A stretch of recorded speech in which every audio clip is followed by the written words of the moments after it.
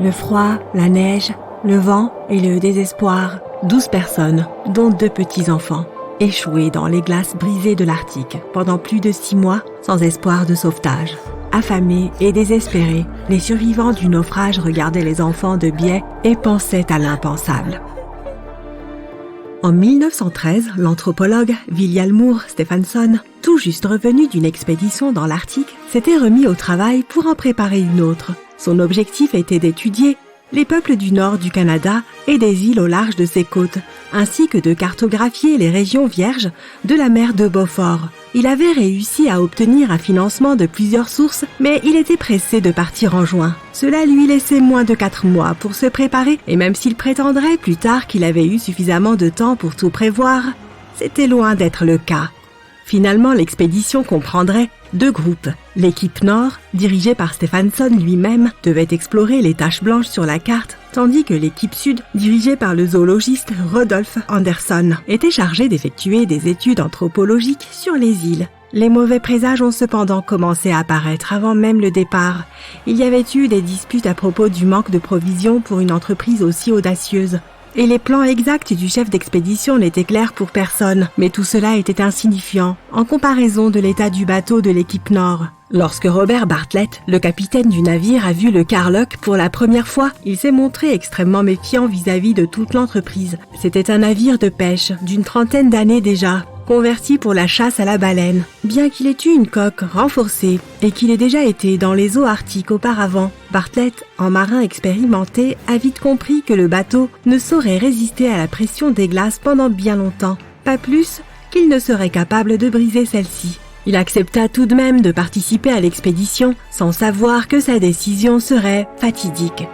En route vers le nord, le Karluk devait embarquer de nouveaux arrivants à son bord. Tout d'abord, Stefansson fit monter 28 chiens de traîneau et 2 chasseurs inuits. Lorsque le bateau resta coincé dans les glaces pendant un certain temps, il se rendit à pied sur l'île voisine, d'où il fit venir son ami de toujours, John Hadley, et 2 autres chasseurs autochtones. L'un d'eux avait emmené sa femme et ses 2 petites filles de 7 et 2 ans. Puis finalement, le navire navigua vers l'est jusqu'au point de rencontre.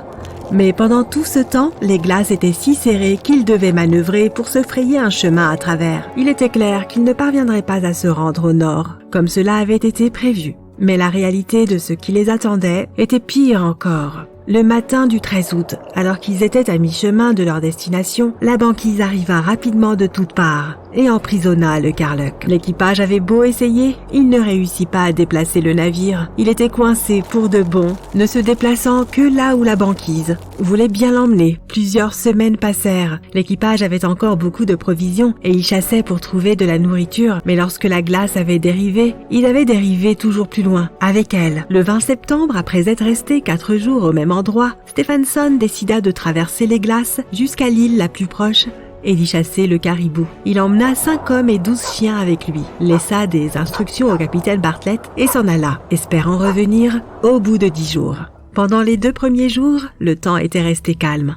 Le 3e, cependant, une tempête de neige arriva et avec elle, la glace commença à bouger. Le navire fut porté par la banquise pendant plusieurs semaines et la glace pouvait se briser et broyer le Karluk à tout moment. Mais pire encore, alors qu'ils dérivaient de plus en plus vers l'ouest, ils savaient tous que Stefansson et son groupe de chasseurs ne pourraient pas revenir. La dérive se poursuivit pendant 1 mois, puis un autre. Le cœur lourd, le capitaine Bartlett ordonna à tout le monde de se préparer à abandonner rapidement le navire. Et cela s'avéra être la meilleure décision. Au petit matin du 10 janvier, l'équipage se réveilla avec un énorme tremblement dans tout le navire. La coque avait été déchirée par un morceau de glace. Tout le monde se précipita sur la banquise, portant des provisions et des équipements essentiels. Le Karluk finirait par couler le lendemain, et les 25 personnes, dont 2 petits-enfants, demeureraient échoués sur les glaces perfides de l'Arctique. Le groupe monta un camp et fit des plans en vue d'une marche vers l'île Wrangel, qu'ils pensaient être à plusieurs jours de là. Ils envoyèrent un groupe de 4 hommes en éclaireur. Mais 2 semaines plus tard, seul l'un d'entre eux revint, apportant la nouvelle que la terre qu'ils avaient vue était l'île Herald, laquelle ne leur permettrait pas de rallier une terre plus grande. Les 3 autres membres de l'équipe ne sont jamais revenus. Au retour de l'unique éclaireur, un autre groupe de 4 hommes, mécontents du commandement de leur capitaine, vint retrouver Bartlett et lui annoncer qu'il partirait seul. Ils demandèrent des provisions et lui assurèrent qu'il ne serait pas tenu responsable si quelque chose leur arrivait. Bartlett ne put qu'accepter et ils partirent le lendemain sans jamais être vus. Avec cette personne en moins et 2 enfants sur les bras, le capitaine Bartlett savait qu'il n'avait pas de temps à perdre.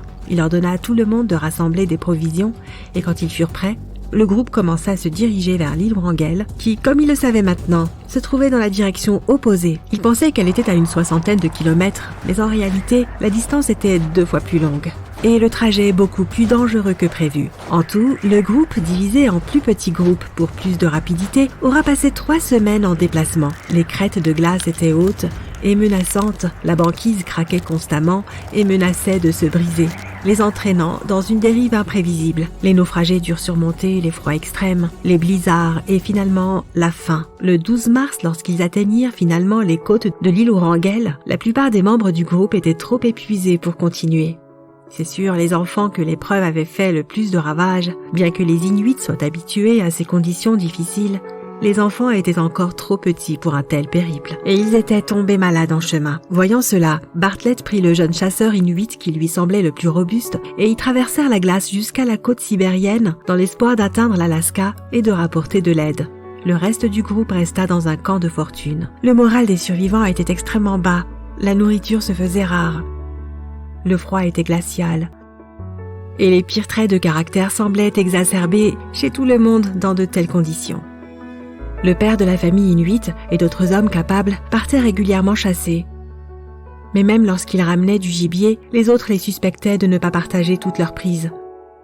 Au cours des semaines suivantes, des bagarres éclatèrent de plus en plus fréquemment, et la nourriture était de plus en plus difficile à trouver.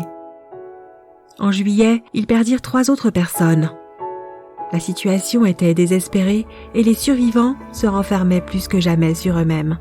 La faim était encore pire que le froid et Kuraluk, le chasseur inuit, avait commencé à remarquer les regards étranges et troublants que les autres hommes lançaient à sa femme et à ses filles.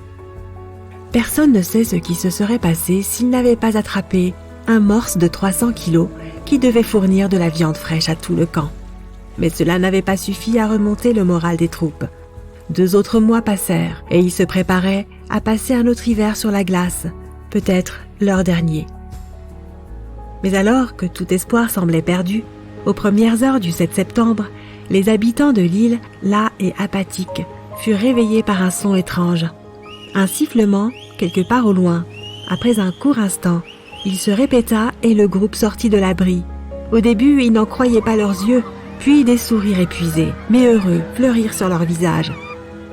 C'était le King and Wing, un navire de sauvetage que le capitaine Bartlett avait envoyé après eux. Il était arrivé en Alaska et avait immédiatement sollicité une aide d'urgence. Les 14 survivants furent transportés en toute sécurité à Nome, en Alaska. Quant à Stephenson, il avait également survécu, et lorsque Bartlett était arrivé en Amérique, il était déjà reparti pour un autre voyage. Il revint 4 ans plus tard, affirmant avoir découvert 3 nouvelles îles.